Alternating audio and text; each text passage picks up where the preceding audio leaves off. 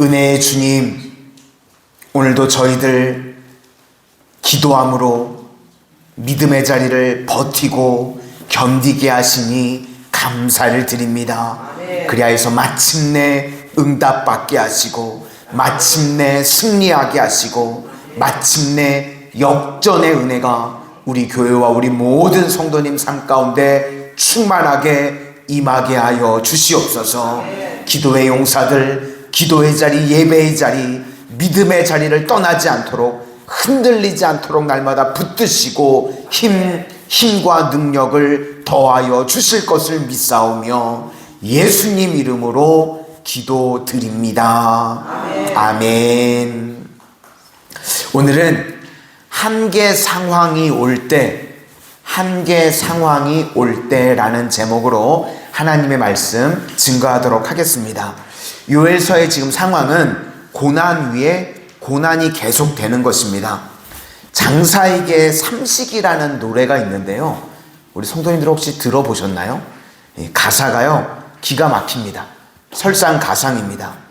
소낙비는 내리는데 어부내는 보채고 있고요, 또 허리띠는 풀렸고 머리에는 광주리를 이고 있고 논의 뚝은 터졌는데 시어머니는 부르고, 거기에다가 결정타가 똥오줌이 마렵답니다. 이거 상상을 하니까요 정말 미치는 상황인 것 같아요. 그죠? 이렇게 고난이 겹쳐오는 것, 이게 우리네 인생이라는 것입니다. 이걸 칼 야스퍼스는요 한계 상황이라고 그랬습니다. 한계에 우리가 부딪히게 된다는 것입니다. 그런데 한계 상황이요 꼭 우리 인생에서 나쁜 것만은 아닙니다. 요엘서에는 메뚜기라고 하는 재앙이 있었죠. 그런데 답이 있습니다. 하나님께서 성령을 한 사람 한 사람에게 임하게 되면 그것이 답이 되고 대안이 된다는 것입니다. 그러면 이 메뚜기 같은 한계 상황이 우리에게 주는 것이 무엇인가 하면 생각을 바꾸는 겁니다. 우리가 본질을 보게 만드는 힘이 있다는 것입니다. 탕자를 보시면 외국에 나가가지고 아마 사업이 잘 안 됐었던 것 같습니다. 그때 무슨 걱정을 했을까? 어떻게 하면 이 사업이 잘 될까? 어떻게 하면 재정 문제에 막힘이 없을까? 이런 고민들을 아마 초창기에 했을 겁니다. 그런데 하나님께서요 계속해서 그의 인생 상황을 한계 상황으로 몰아가십니다. 그러니까 이제 마지막에는 쥐염 열매도, 돼지가 먹는 쥐염 열매도 주는 사람이 없습니다. 진짜 마지막까지 다다랐죠. 진짜 한계 상황이 왔습니다. 그때 생각이 바뀝니다. 드디어 아버지가 생각이 납니다. 아버지께로 돌아가야 되겠다.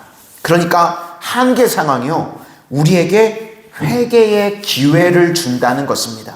그래서 한계 상황이 우리 인생의 나쁜 것만은 아니라는 것입니다. 그래서 어떤 위대한 사람이 나오려고 그러면요 대개가 한계 상황에 가는 것 같습니다. 내가 가지고 있는 거를 다 뽑아버리고요 결국은 하나님 의지하고 하늘의 것을 구하는 인생이 되게 된다는 것입니다. 예를 들어서요 어린이 장난감 가운데 레고라는 게 있습니다. 아시죠? 그렇게 벽돌같이 연결하는 건데, 옛날에는요 어렸을 때는 레고가 그렇게 비싸지 않았습니다. 가격이 저렴했는데요 2004년부터 컴퓨터 게임이 이제 대대적으로 나오기 시작하는 그 시점부터 사람들이 그런 이야기를 했습니다. 누가 저 레고를 할까? 다 이제 게임의 판도가요 어린이들도 컴퓨터 게임으로 넘어가는 시점이었습니다. 그러니까 이 레고 회사는 한계 상황에 부딪히게 된 거죠. 그래서 많은 사람들이 레고 끝났다고 이야기를 했습니다.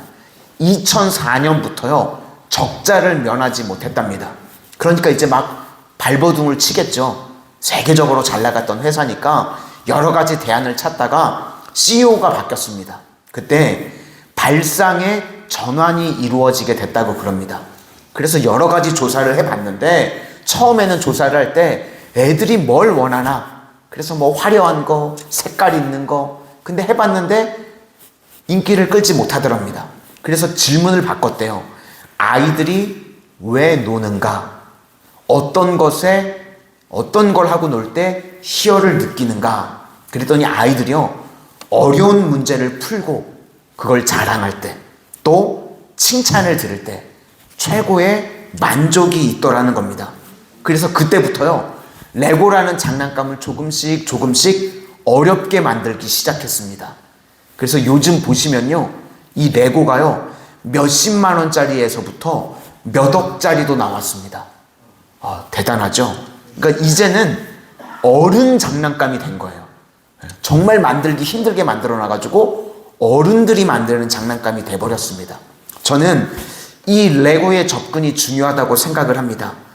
한계 상황에 부딪혔습니다. 그래서 발상의 전환을 하니까요, 매출이 몇백 배, 몇십 배로 늘어나게 되더라는 겁니다. 우리 인생에도요, 이런 터닝 포인트가 엄청나게 많이 있다는 겁니다. 우리 삶에도 고난이 있고 한계 상황에 부딪히게 됐을 때 어떨 때는 주님께서 버티면서 연단시키면서 우리 믿음의 근육을 자라게 하실 때도 있고, 또 어떨 때는 우리의 방향을 바꾸라고 하는 하나님께서 주시는 사인일 때도 있는 것 같습니다. 1장에서 이 메뚜기 재앙이 우상 숭배를 해서 오는 심판의 의미였습니다. 그런데 이제 2장에 와서는 하나님께서 단서를 주시는 겁니다. 미래 이야기를 하고 있습니다. 이스라엘 백성들은 이 출애굽 사건이 도식으로 머릿속에 있죠. 원래 이 메뚜기 재앙, 애굽과 바로 왕에게 준 재앙이었습니다. 동일한 사건이 이스라엘에게는 구원의 사건이었죠. 그런데 이게 지금 바뀌어버린 겁니다. 심판이 됐습니다. 메뚜기 재앙이 애굽을 치는 재앙이 아니라 지금 자기들을 치는 재앙이 됐습니다. 메뚜기 재앙이 10가지 재앙 중에 몇 번째 재앙이죠? 손가락만 보셔도 되죠. 8번째. 물개의 파수 도금의 깜장. 저는 이렇게 외웠는데 8번째 재앙. 그럼 9번째 재앙이 뭐죠? 흑암 재앙. 그죠? 흑암 재앙이 미래에 온답니다. 그러면 추론을 할 수가 있죠.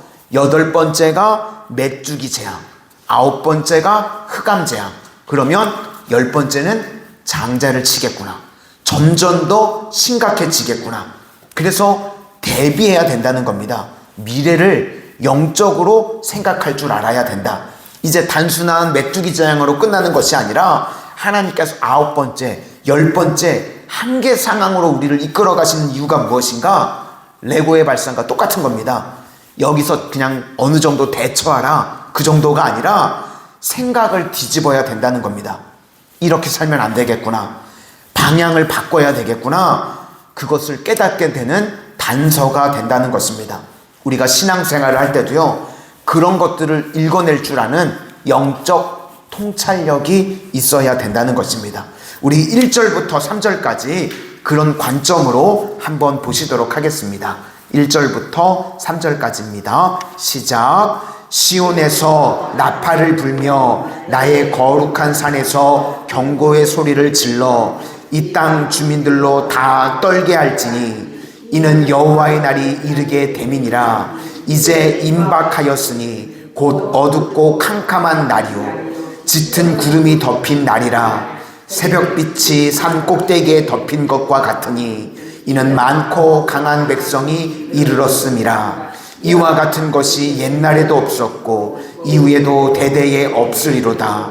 불이 그들의 앞을 사르며 불꽃이 그들의 뒤를 태우니 그들의 예전의 땅은 에덴 동산 같았으나 그들의 나중의 땅은 황폐한 들 같으니 그것을 피한 자가 없도다. 1절에 임박했다, 그러니까 미래입니다. 그래서 과거를 보면서 미래에 대한 예언을 하는 겁니다. 9번째가 흑암 재앙이니까 대비해야 된다. 바로 왕의 어리석음은요, 그냥 단순히 눈에 보이는 고난, 그거 회피하고 피하는 게 목적이었습니다. 그러니까 계속 10번째 재앙까지 두드려 맞게 되죠. 그런데 지혜는요, 재앙을 통해서 그냥 그 재앙 회피하는 게 목적이 아니라 하나님의 뜻이 무엇인지 아는 것입니다. 방향을 바꾸는 거지 단순히 눈앞에 있는 것만 회피해서는 안 된다는 것입니다. 그래서 한계 상황에서 하나님께서 하나님의 백성들을 깨우치시는 게 된다는 겁니다. 4절부터 11절까지는 현재 당하고 있는 메뚜기 재앙을 묘사하는 것이고, 중요한 게 12절부터 나오는데 이것이 대비책입니다. 이제라도 돌아오기만 하면 된다는 것입니다. 우리를 한계 상황에 이끌어 가시는 이유가 무엇인가? 그것을 깰 수 있는 힘은 여호와 하나님께 돌아가라. 언제인가? 이제라도 늦지 않았다는 겁니다. 우리 12절만 읽고 마치도록 하겠습니다. 12절입니다. 시작. 여호와의 말씀에 너희는 이제라도 금식하고 울며 애통하고 마음을 다하여 내게로 돌아오라 하셨나니. 이제라도 우리 인생에요, 너무 늦은 때는 없습니다. 우리 성도님들 삶의 여러 가지 문제를 하나님께서 한계 상황으로 몰아가실 때 방향을 돌이키실 수 있기를 바랍니다. 우리 인생에요, 너무 늦은 때는 없습니다. 여호와께 돌아가기만 하면, 여호와 하나님을 의지하기만 하면 하나님께서 우리를 한계 상황 가운데서 넘치는 은혜를 부어 주실 줄로 믿습니다. 우리 성도님들 어떤 문제가 있으십니까? 이제라도 하나님만 의지해서 기도할 때 역전의 은혜가 우리 성도님들 삶 가운데 충만하게 임하게 되시기를 주의 이름으로 축원합니다. 기도하겠습니다.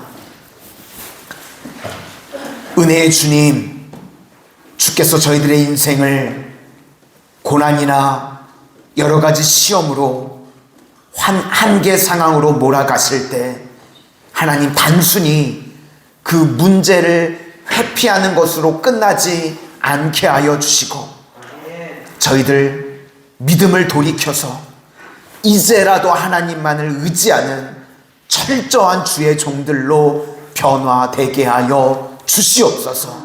그리하여서 주님만 의지하고 기도할 때에 역전의 은혜가 올 한해 저희들 삶 가운데 충만하게 임하게 하여 주시옵소서.